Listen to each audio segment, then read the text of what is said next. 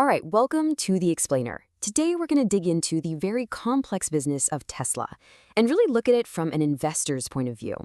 So let's start with a big number.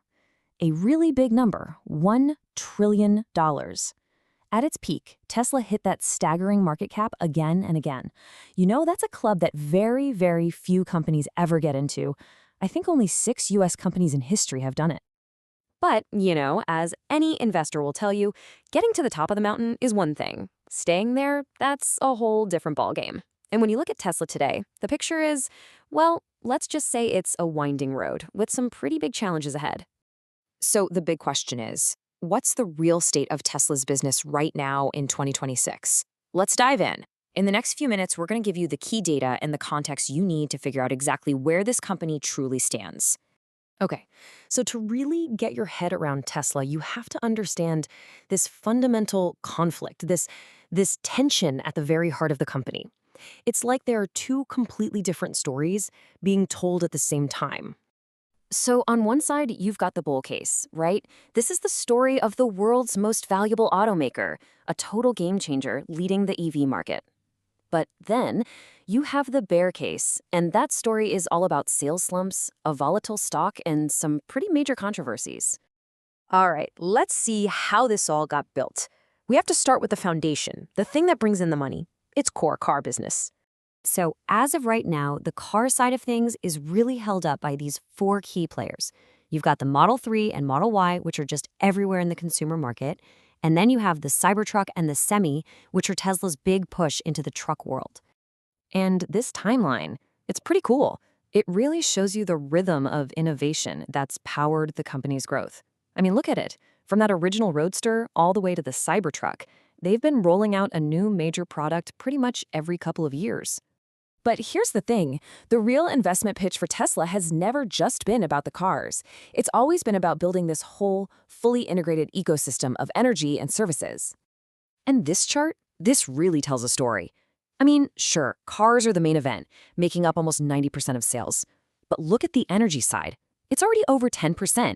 That's not just some little side hustle.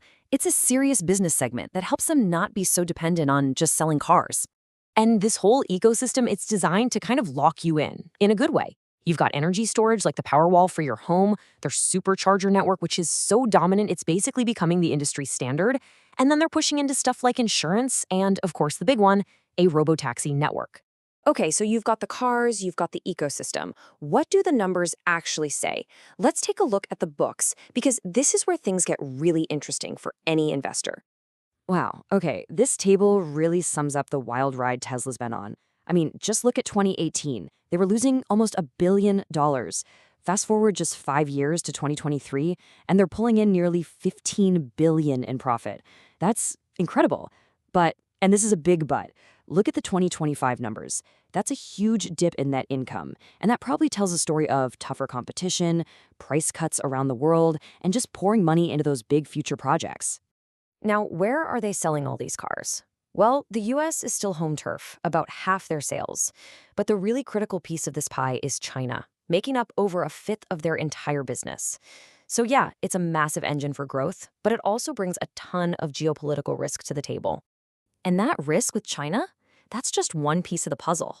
It brings us to some of the really big headwinds and controversies that are hitting the bottom line, things any potential investor has to get their head around.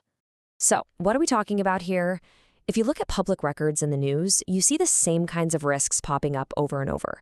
They pretty much fall into 3 big buckets.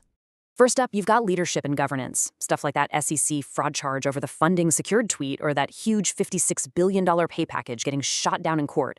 Then there's market and reputation risk. Think about sales dropping in Europe partly because of boycotts tied to the CEO's political stances.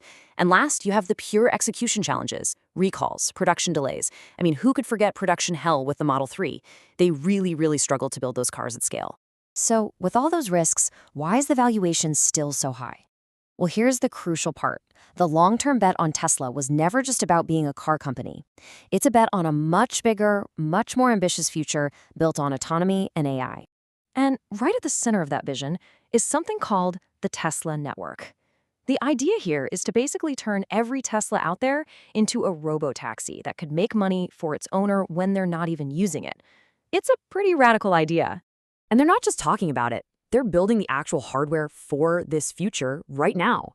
You've got the Cybercab, which is this purpose-built robotaxi, no steering wheel, no pedals. And then there's the Optimus humanoid robot. The plan is for it to first change how Tesla builds cars, and then who knows what else. Which brings us back to the fundamental question for anyone looking at this company. Is Tesla a revolutionary tech giant that's just about to start its next huge chapter? Or is it a car company, a really innovative one for sure, but one that's finally hitting the natural limits of its own growth? That right there is the billion or, I guess, trillion-dollar question.